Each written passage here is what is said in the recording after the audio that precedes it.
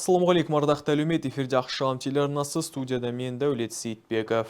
Өткен күннің өзекті ақпараттарын Ақшам телеарнасының тілшілері өздеріңізге ұсынбақ. Алдымен аңдатпаға зер салайық. Ұлытау облыстық әкімдігінде кезекті кеңейтілген аппараттық жиын өтті. Ұлытау облысында 8-10 сынып оқушылары арасында ұйымдастырылған ғылыми жобалар байқауының қорытынды кезеңі өтіп, жеңімпаздары анықталды. Қазақмыс компаниялар тобының еңбеккерлер арасында спартакиада ұйымдастырылды. Кеше облыс әкімдігінде облыс басшысы Берік Әбдіғалиұлының төрағалығымен кеңейтілген аппараттық жиын өтті. Отырысқа облыс әкімінің орынбасарлары, басқармалар мен департаменттердің басшылары, қалалар мен аудандардың басшылары қатысты. Күн тәртібінде қандай мәселелер қаралды? Тілші тарқатсын.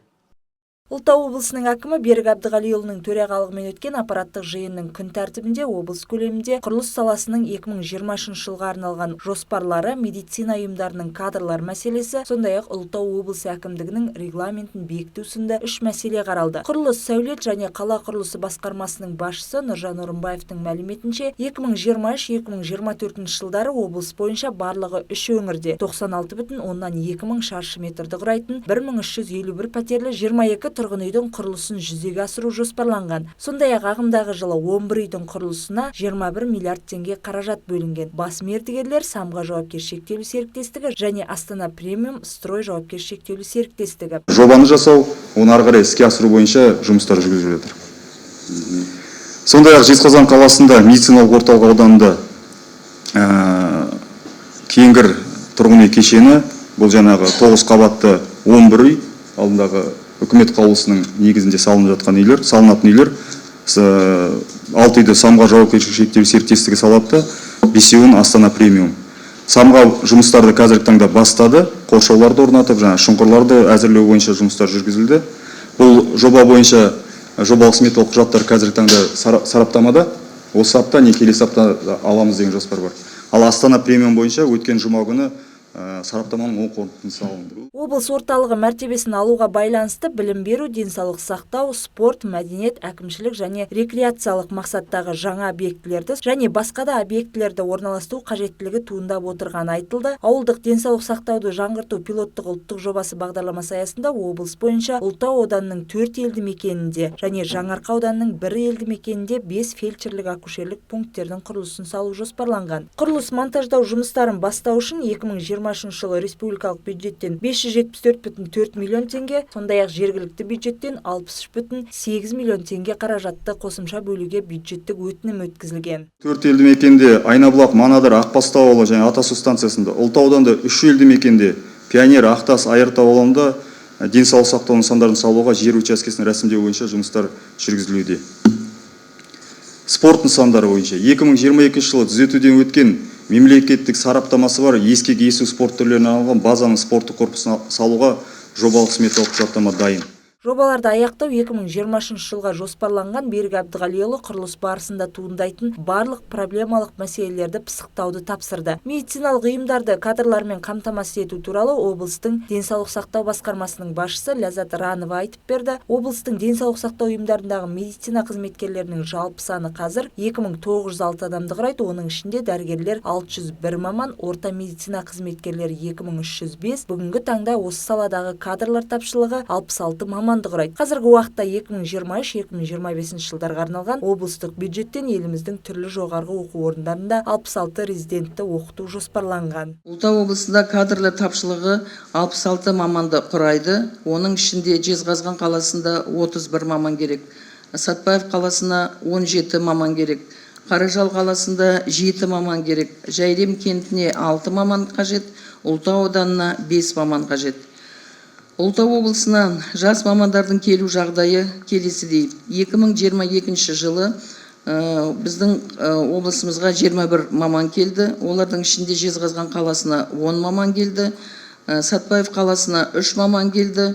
Қаражал қаласына 1 маман, Жайрем кентіне 2 маман, Жаңарқа ауданына 5 маман келді. Бұл ретте жас мамандарға көтерме қаражаттарын ұлғайту және оларды қызметтік тұрғын үймен қамтамасыз ету негізгі мәселелер болып қала беретіні баяндалды. Берік Әбдіғалиұлы облысымызда сондай-ақ ауылдық жерлерде жұмыс істеу үшін жас мамандарды тартудың пәрменді тетіктерін енгізуді тапсырды. Алтынгүл Төлегенова, Төлеген Қалдыбай, Ақшам телеарнасы, Ұлытау облысы.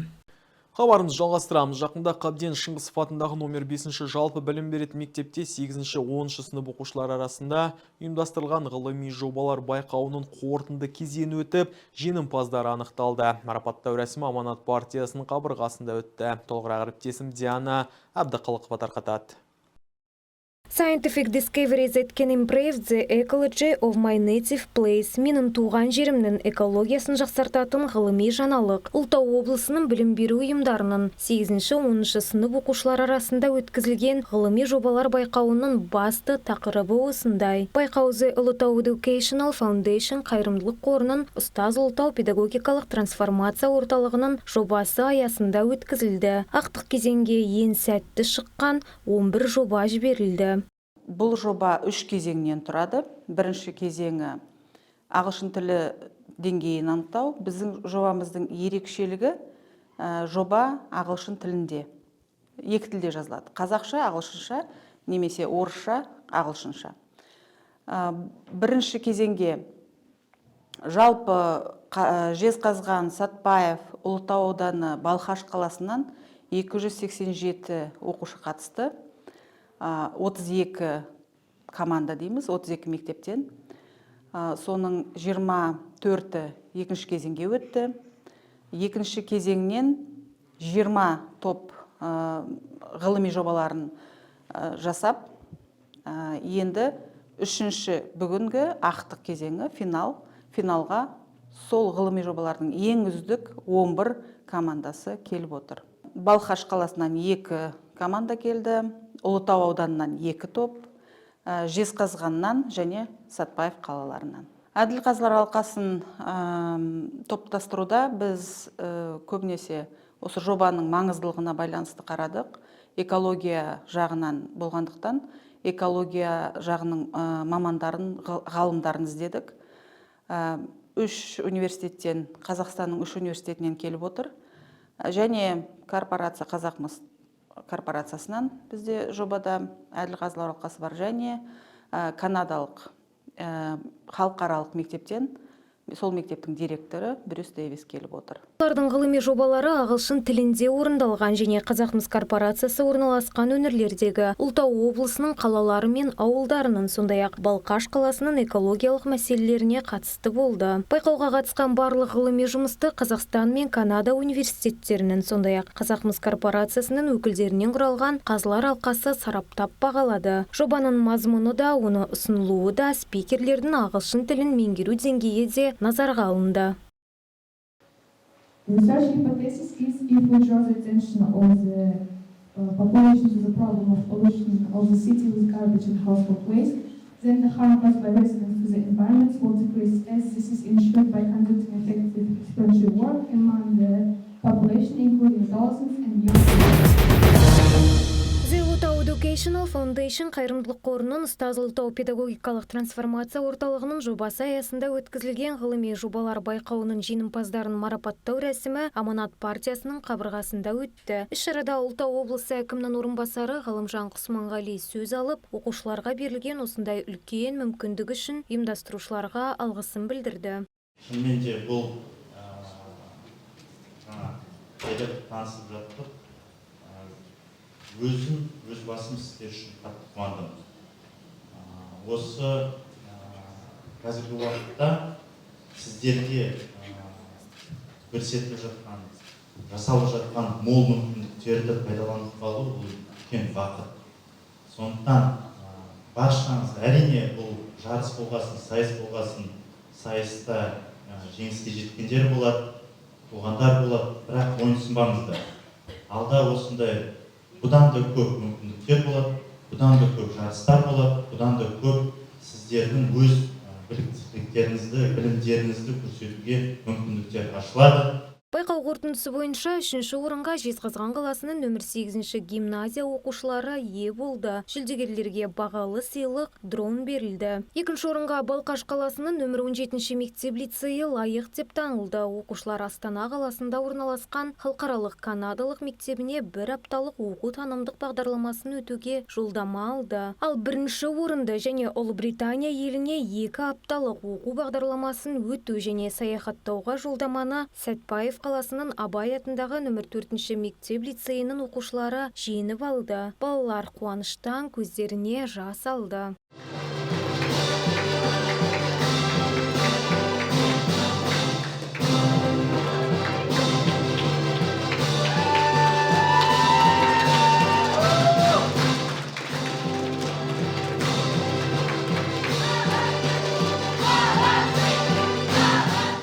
Ұлытау ұстаз фондының ұйымдастыруымен өткен осы конкурстың ұйымдастырушыларына және қатысушыларына, жюриларына үлкен рахмет айтамын. Және де біздің топ, біз 4-ші мектеп оқушыларымыз, біздің тобымызда 7 адам бар.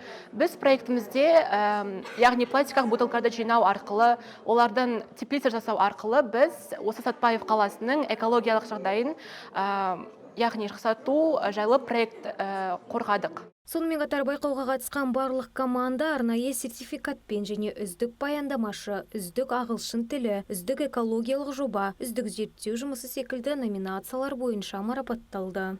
Диана Абдықалықова, Хамза Баркен, Ақшам телеарнасы, Ұлытау облысы. Өткен аптада Қазақмыс компаниялар тобы Наурыз мейрамына орай түрлі спортты ойындарды қамтыған спартакиада ұйымдастырды. Жарыс 2 күн бойы Сәтпаев пен Жезқазған қаласының түрлі спорт алаңдарында өткізіліп, шараға барлық өңірлердің қызметкерлер арасынан құрама командалар қатысты. 300-ден астам адамнан тұратын топтың 11 құрама командасы шағын футбол, волейбол, үстел теннисі және қазақша күрес сияқты спорт түрлерінен жарысты. Спартакиада аясында өткен волейболдан жарыс облыс орталығындағы Ұлытау спорт кешенінде ұйымдастырылды.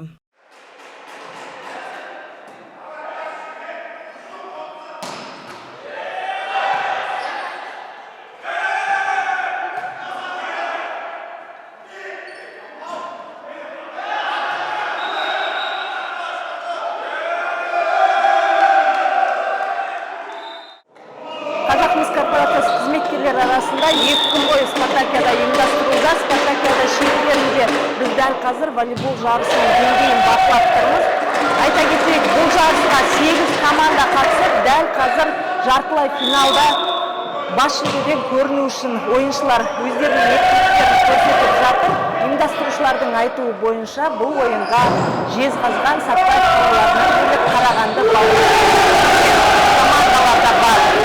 Достық бар жерде өсу бар, бірлік бар жерде береке бар. Соны қолдап, біз Балқаш қаласы мыс зауыт атынан арнайы келіп қатысып жатырмыз. Ойын деңгейі өте жоғары дейді волейболшы Бекзат Жақыпбек.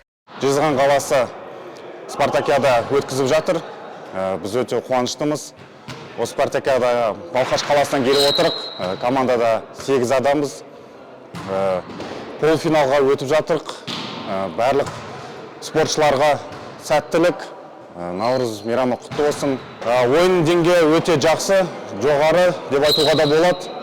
Енді бұл ойын спорт болғаннан кейін тек мықтылар ғана жеңеді.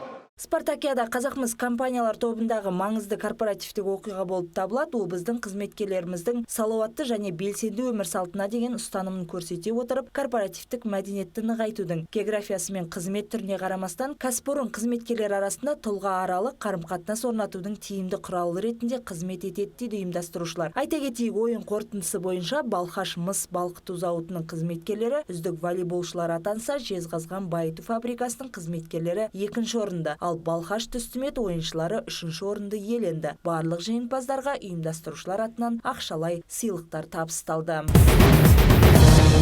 Наурыз мейрамына орайластырылған спартакиада шеңберінде өткен стол теннисіне бизнес бірліктердің құрама командалары Қазақмыс тобының өндірістік аймақтарындағы жұмысшылары қатысты.